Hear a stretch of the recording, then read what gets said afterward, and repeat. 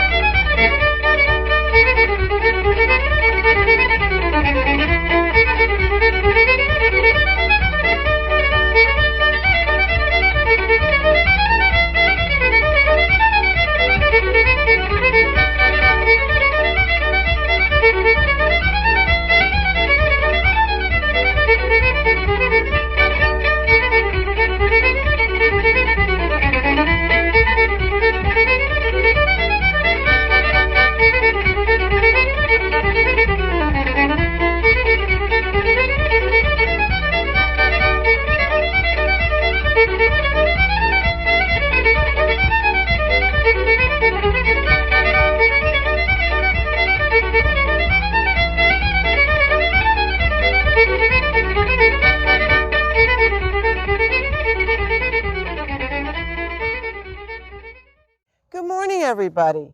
Welcome to the Lewis and Clark State Historic Site in Hartford, Illinois.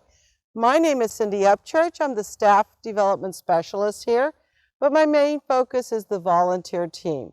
And we're out here this morning in this nice, bright sunshine to give you some information on the fact that we've been open 20 years. Our soft opening was November 2002. Here it is, 20 years later, 2023, and we're just very excited about that. We've been providing education, history, community service now for 20 years. Both myself and the volunteers today in the building have been here since the beginning, and that's what we're here to talk about today. What was it like starting at Lewis and Clark State Historic Site? Did you have any volunteers to start with? When we first opened, of course, the bicentennial, we're on the cusp of the bicentennial. It was an exciting time, literally a national celebration. And as far as volunteers, they came to us. The Lewis and Clark Society of America had tried for many, many years to get something significant in this area to tell our part, the beginning part of the Lewis and Clark story. And so many of the members, and just the local community, people who love history, came to us. And so in the beginning, volunteer recruitment was very easy. They were at our door, knowledgeable, wonderfully enthused, and it was a good start, excellent start, because we needed their help. What was it like building up a core of volunteers, knowing the flood of people that would be coming for the bicentennial? A flood of people it was.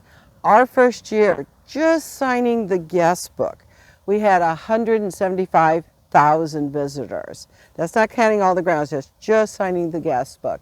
And so inside the Interpretive Center, it took 4 volunteers per shift, a desk, a greeter, 2 in the gallery.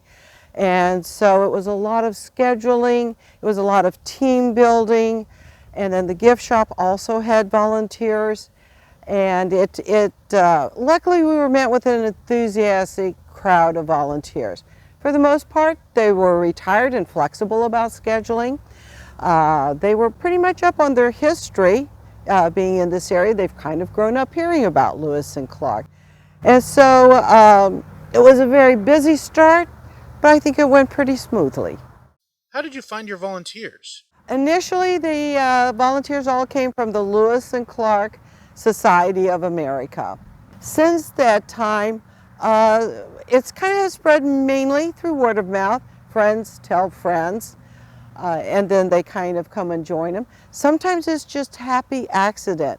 You see a visitor in the Interpretive Center, they're very interested in history, kind of talk to them and meet them. They're in the local area, have some time, and so sometimes it's just happy accident. Offer them the idea, at least introduce the idea of volunteering.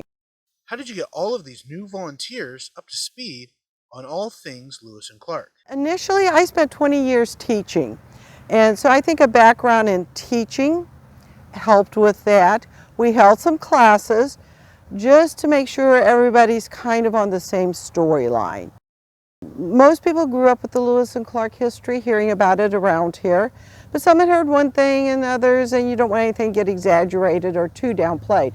So initially we had lots of class, we had speakers, and so we all kind of got on the same storyline, the same baseline. What did a typical volunteer shift look like back then? Same as it looks like right now. 9 to 1, 1 to 5, same for the gift shop. So everybody does a 4-hour shift, unless I have several that they're here, they will stay all day. But most people, 4 hours, then they're getting on with their day. We have information, greeting, gallery, but we also have some specialized volunteers. There are people that want to go out and sit in the cabin. They want to dress out in historic garb, and that really adds ambiance to the experience. And especially like during special events, a lot of the volunteers, they have military garb, Lewis and Clark garb, and it's always a nice day. It's a lot of just sort of being in the moment with them. What do you like most about working with volunteers at the site?